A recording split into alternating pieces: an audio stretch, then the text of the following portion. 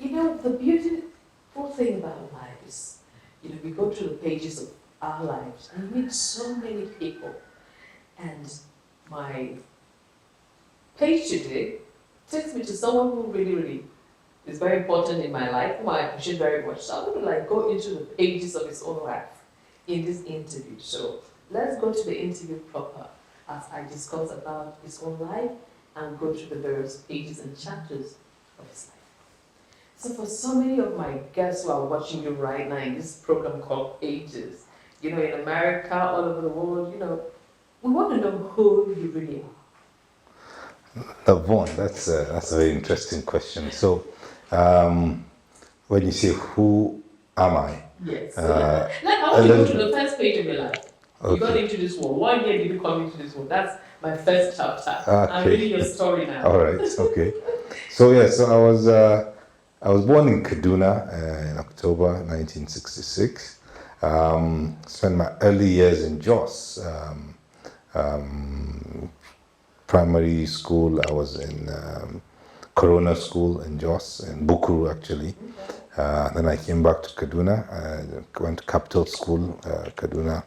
Then Federal Government College again in Kaduna. So you're pro-unitary product. So yes, I am pro-unitary as well. Oh, for you see. I went to Federal Government College at Buloma. There you go. In fact, you're my brother, yes.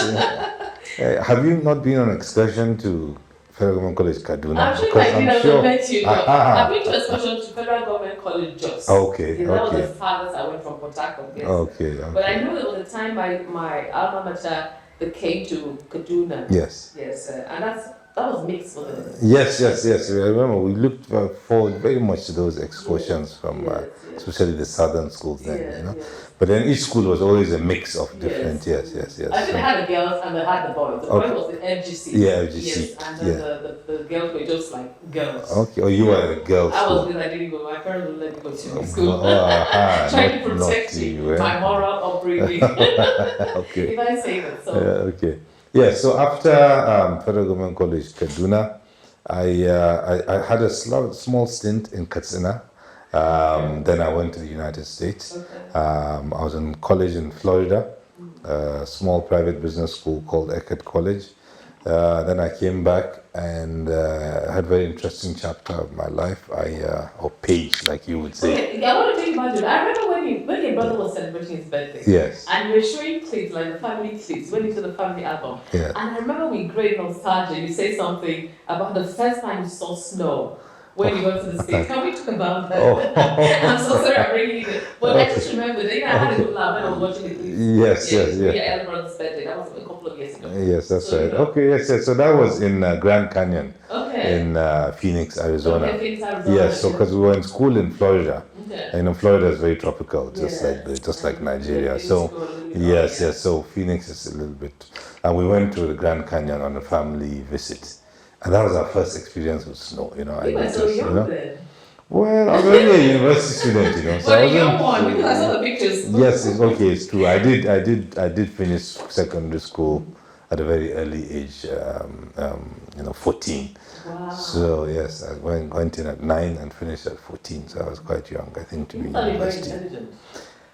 Well, maybe at that time, because then. Did you cheat your age? No, but I didn't have those interesting things called double promotion, So I was always the small rat in my class. Every class I went to, Well, I don't know. Maybe I don't know. There was something they saw that made me, push me on a fast track. Okay. So yes, I was. Yes, it was in Florida, and we saw snow, and we all got so excited. We couldn't help it. Yeah. I know those days you're always thinking, when I go back to Nigeria, I'll show them pictures. Exactly. So you actually showed them the pictures, maybe like 30 years 30, 40 years later. That's right. Yes. It's very interesting. Yes. So that was that incident. So then in Florida, what did you study? Well, it was a business management school. It was. Is it something you chose yourself, or your parents wanted you to? Well, I think right from youth, I'd always wanted to be a businessman. I didn't have much ambition, Yeah. I just wanted to be a businessman, So that was the limit of my ambition. So I was very good at everything, business, Monopoly, the real estate card games. You know what we used to do in Monopoly? I have to say this on air now. Okay. I'm gonna have a chance to tell my dad. My dad was so good in Monopoly. I remember some years, when we were much younger, he played Monopoly in Dallas. Yes. And he won over and over again. So when he came back to Nigeria, he brought a lot of gifts for him because he kept on winning. Yeah. And then when we played Monopoly, I remember my mom would be the bank manager, and then we steal money from her under the table. But my dad still ended up winning us. Oh my goodness. So I think Monopoly prepares you. It does. Yes, it was like investment, you buy a house in Piccadilly, yes. Or Mayfair, then you now get broke, you go to Old Kent Road. Yes, exactly. Exactly. And then, so it's really interesting. Yes, so I had a flair for it right from youth, Then Scrabble too. I was also very good at Scrabble, But I had a lot of those sports that sort of prepared me for business. And so that was my ambition, again, like I said, not much, just to be a businessman. So I went to a private business school called Eckerd College in St. Petersburg. Interestingly, when I arrived at my school then, I had never seen anything like that before, because the school itself was on a beach. Oh, wow. So you arrive at school, you're coming from Nigeria, and me, I'm coming from Katsina. Because I had just finished a 6-month course in Katsina, and then I arrived in Florida. Was it like HSC you went to do that? Yes, it was like an HSC. I think because of my age, I was having some issues getting admission, so there was some delay. Yes, and then I wanted to do an IJMB course then. Then, those you do that either in School of Basic Studies. Again, I was young for that. And then, so there was, you do the 2 years HSC. But while I was in Katsina, I got admission into Eckerd College, Florida. So I said, okay, after a year, I said, let me proceed, Then I got there and saw beach, everybody in bikinis, shorts, t-shirts, reading books, lying in the sun. And I said, ha. You never think, okay, there's a beach, I'm a businessman. Maybe I should start bringing bikinis for the women to buy. No, I never. Anyway, on the more serious note. Yes, no, I never really. I think more real estate. I always had a flair for real estate. So I think it's very good for real estate. Yes, it further opens your eye to the possibilities in real estate. So you cover that scope. You go to Miami and you see, wow, real estate, You see, you see incredible, you see Spanish architecture, you see a whole vista of influences, real estate influences in Miami. You have your skyscrapers, then you see your Spanish, your hacienda architecture, you see Mediterranean looks, you have everything there. So the Florida exposure was good for me. I came back and then I had a very, very, very nice page of my life. I went to do my NYSC. So straight out of Florida, I now landed in Ogu Hills. That's where? Ogu in Anambra. Oh, yes. Yes. Ogu is where Ojukwu trained his soldiers. Oh, wow. So you spent your whole day going up and down the hills, because that's where you did your orientation? So that's how I did my orientation camp, yes. So straight out of Florida and then straight to Ogu Hills, which was nice. How was it? That page of your life, how was it?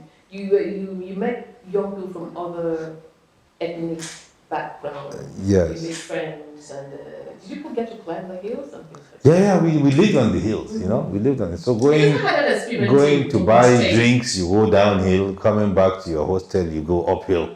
So everywhere was, it was quite an experience. Yeah, I meet a lot of people. In fact, like the present minister for industry, he was a scrabbler too then. Okay. And we used to scrabble a lot in camp then, Okay, so he was in your set. He was in my set, yes, and a whole variety of people that I can name.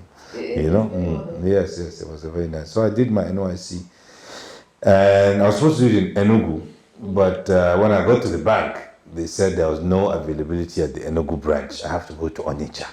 Wow. So I think that really caught your tooth. So I think it caught my tooth because I spent all my weekdays in Onitsha, then I'd run to Enugu for the weekend because of the intensity of the. Well, did you go to the main market? I did everything on Onitsha. I did Opaiweka Road. I did, the whole 9 yards. Yes.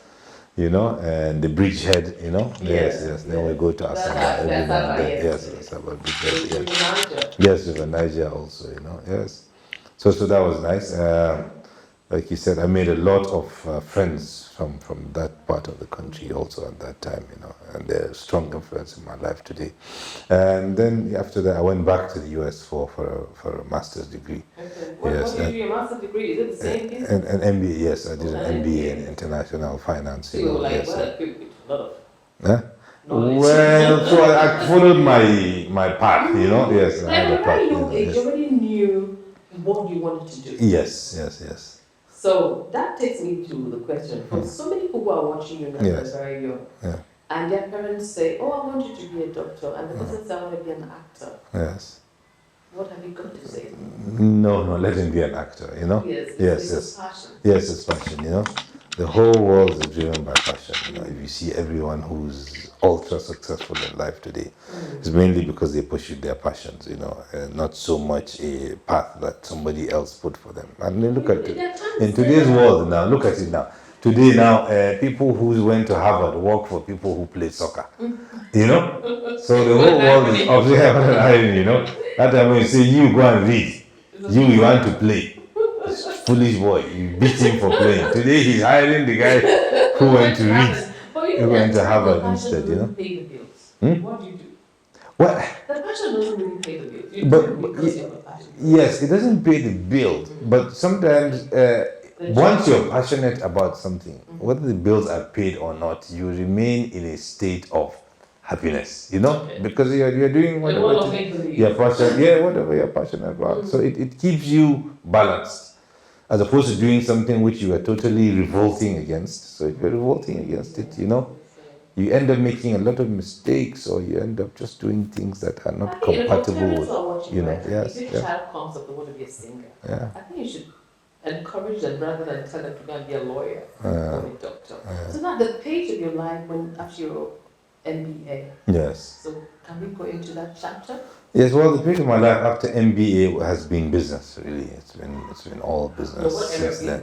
Well, real estate essentially. You know. Yes. So I have always had a real estate sort of lineage. And so I've continued with that. I came in, and but while I was doing my my MBA, we had an opportunity as a business to sort of compete to build the U.S. Embassy staff housing project in Abuja, the capital. You know, then they were thinking of moving from Lagos to Abuja. So I was part of that team, you know, and I was operating out of Washington, going into the State Department. So it was really. They just sought you out because we are Nigerian or something? No. There was some family connection in the whole thing. So that's how I suppose I ended up in the project. So that was exciting, and winning that project at an early, you know, early. So coming out of They MBA. paid you very well, or the money went back to the family business. So because it was your first job, kind of, you know. I suppose my first project, yes, it is. Outside my the first family project. business. Outside the family, Yes. yes. So it was, it was with the family business. There was a partnership. You kind of headed it. Yes, I anchored, you know, the US leg of it. So that because I was still in America, so I could easily, you know, work with the guys there. And that was very exciting, and it was not only was it exciting, it gave me a lot of confidence, you know, coming that young to come out. I think there were 27 companies who bid for the work. So to emerge as the winning bid. It was really exciting. Yes, it was very exciting. It gave me a lot of confidence. Yeah, I'm very fulfilling. And you could translate from academics straight into physical. A transformation from what you are studying straight into the field, and you're coming at a relatively high level. So that was quite useful. And from there, it's been mainly real estate. Then we delved into other things, you know. We tried to catch the technology wave, you know, because then, you know, computers and computing was kicking in and taking over our lives. So I tried to say you're into computer. Well, I tried to sort of ride that wave a little bit, but that real estate bug always. It's all there, you know. And when you're in real estate, get away from it. It's such a tough. Real estate is such an engaging profession that you don't have time for hobbies other than passions. Because I know you play polo. So polo, yes, but that's a passion too. Okay, it's a passion. You see, horses have a way of eliciting passion of a person. You know? Have you ever seen Horses But are I not need a to see you. baby. I need to see you play polo because I love watching polo. I remember a film I watched many years ago, Omar Sharif.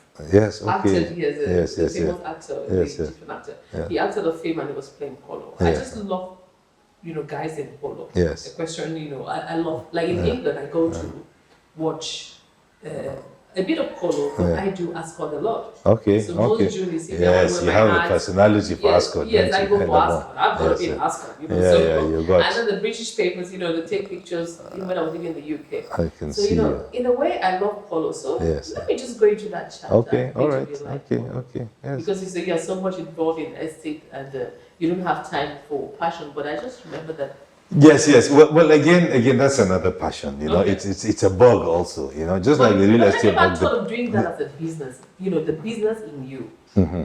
I remember when we hosted the wife of the president of Belize, Central America, Yes, a yes, couple of years ago. Yes, yeah. There was meant to be a polo tournament, but Yes, we for some did. reason we didn't realize it No, we did. because of the security. Yeah. Yes, she didn't make the event. Okay, but the polo still was. Yeah, but the polo still went ahead. Okay, If you play, remember we played in Kefi. Oh, yes, I remember Yes, when yes, she yes, did yes, the polo in yes, Kefi. yes, we did. So what is it about this passion, this polo? It's the connection with the animals. The connection with the horses. Because my dad plays bond. polo in Port Harcourt. Yes. I'm a member of Polo Club. Yes, My I know. parents are. I know. Yes. I So know. now, let's talk about the animals. Can I just come and just climb on a horse and I'm going? Will you throw me off? Yeah. Well, no. Well, I always tell people this, that if you can sit on a chair, Yes. right, then you can ride a horse. It's all in the mind, The act itself, it's not more connectivity. difficult. It's not more difficult than animals sitting have on to a know chair. you. It's just that now you know that there's life. So it's like the chair you're sitting on now has a life, but it'll only do what you ask it to do, Okay. except if something goes But terribly then, wrong. do you know your horses? I know they have wild horses. Yes, yes. How do you know the one that's wild and you just climb up and it's throwing you? Is it because it's hungry or something? No, they're like humans too, How do you know a wild human being, They don't move. Yeah, yes. So they're conditioned. They are very, very trainable animals, Horses are like some of the best animals that you can train and condition. So, and a lot of them are athletes, especially the ones that play polo. Yes, so they are well-conditioned I athletes. think because I have a lot of strength, so they always like running, they're jumping. Yes. But another question And I they're want to trained ask- to do that. Yes. In polo, it's horse racing is a different thing. Yes. But when you're maybe they're doing the Durbar and things like that, it's a different kind of training you give the horses. But when they're playing polo, Yeah. how do you know when you have to go fast because you need to win? Yes. Do you train the horses? I don't know. Yes. Well, it has to do with the sport itself. So obviously the object of the sport is to get the ball between the goalposts. So you try to do whatever you can to give you an advantage. While on a Durbar, what you're trying to do is to showcase the arts of horse riding. Okay. But in polo, you're trying to get the animal to go as fast as possible, stop as quickly as possible, turn as quickly as possible to gain the advantage, so you can get the ball through the Now, post. Suleiman, Yes. I want to ask, golf, most golf players all over the world are so rich, and if they're playing a tournament, the PGA somewhere, the whole world is there. Can't that be replicated in the polo game, especially in the Nigerian story? Yes, I think what should be There replicated should be now? like tournaments, the sport should be more appealing, more attractive, to be as big as golf.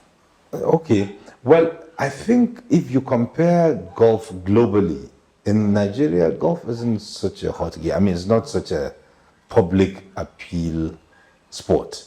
So also, it's a niche sport. It's a niche sport, in yeah. Nigeria, yes, and so also is polo actually. In Nigeria, polo is a niche sport. But I'm just And thinking, why did there's you do that? Lagos You do Polo tournament? Tournament, Kaduna, Kano, I've heard of Ibadan. Abuja, yeah. Huh? Yes, Abuja. Abuja, there are two tournaments. There's the Guards Polo Club, there's the 12-12 Polo Club, and there's so many more coming up. Yeah. There are two coming up along the airport road. It's a lot of facilities So, coming up. so there's a lot of future for that. Yes. For young people who are interested in playing polo, Yes. what would you say to them? or someone as old as I am, I want to start playing polo. Well, Am I too old to go into the game? I think the idea is to get a patron to support you. You know, just get a patron, because in polo is driven by patrons. Yes. So these are people who invest and buy the horses and buy the tack and keep the whole thing going. Yeah, so for the young people, or whoever wants to get in polo, always get a patron who can support you. But how do they get the patrons if they don't know anybody? Well, go to the polo club. Go to the polo club. Go to a polo club, and just ask around. You know, Yes, ask around. Introduce yourself. You know, a lot of people think that it's a very snobbish environment, but it's not. You know, Because I have a passion for snooker. Yes. And recently, this is from the grapevine. I'm trying to like have a snooker club. Yeah. Okay. Yes, because most of the time when I see people play snooker, it's in the suburb.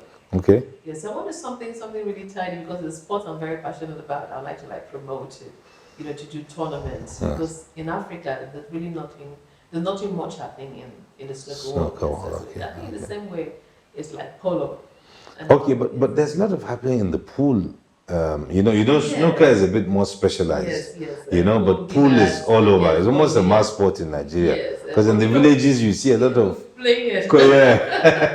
customized pool tables. Yes, and you look at them and you say, now, you know, how the hell did these guys work this thing out? I have some friends that came in from Norway, and they were looking for a very nice place to play billiards and all that.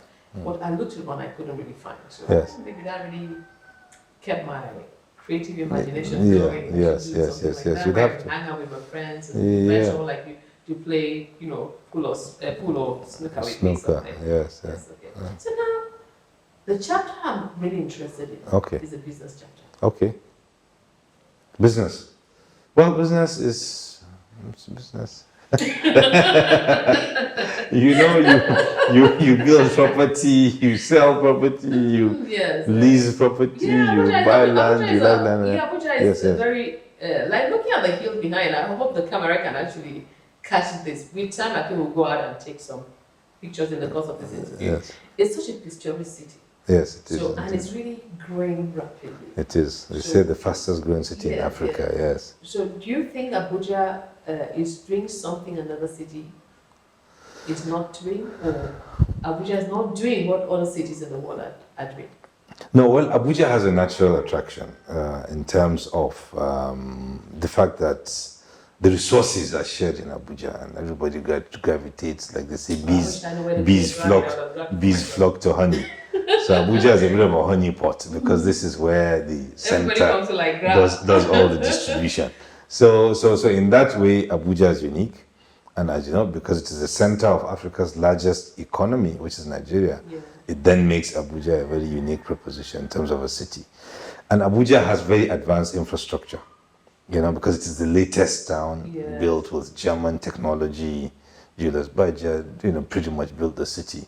So it has infrastructure that allows you to live comfortably. And I think that's the attraction to Abuja, you know. It's a new city, and yes, the infrastructure is nice, so you move around comfortably, and you know, things are well laid out, you know. You know, now, what keeps you going?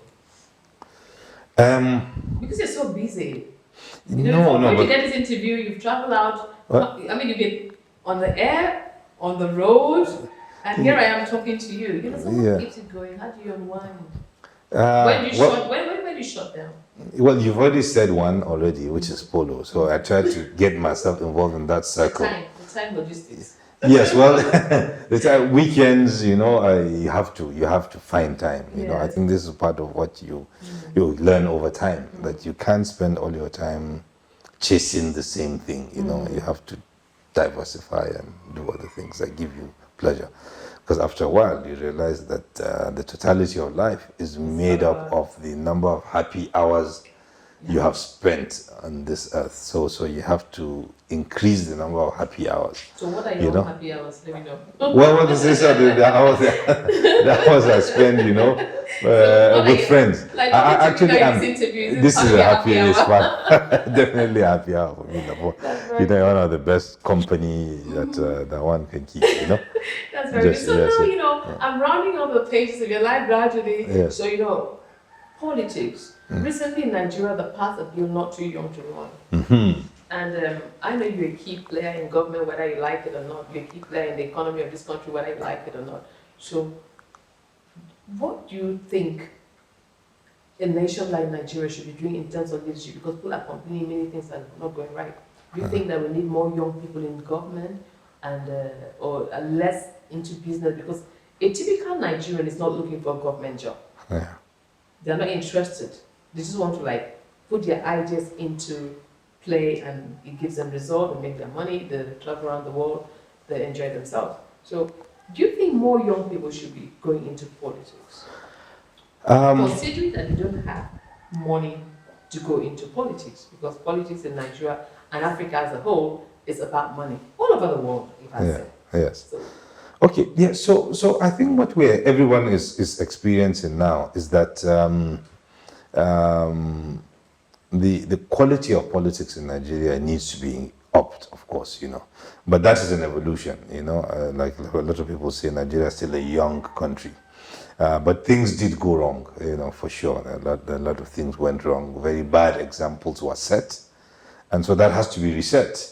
And with good examples of what politics should be about.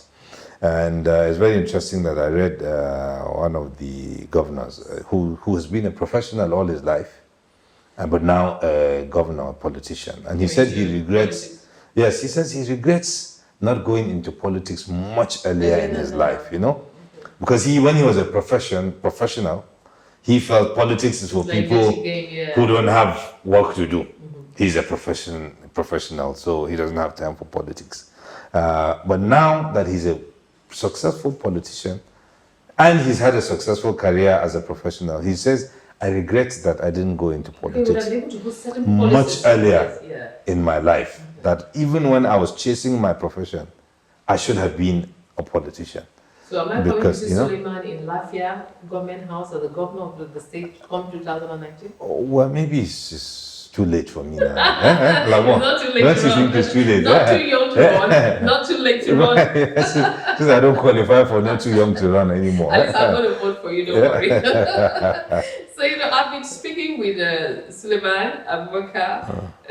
What the name of that? Is it Imani Holding? Yeah, Imani Group. So, before I round up, you know, so you're not too young to run. You're not too old to lead.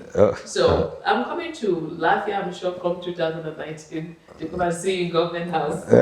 No, not certainly not 2019. Okay, no. maybe Yes. 4 years after that? 4 years?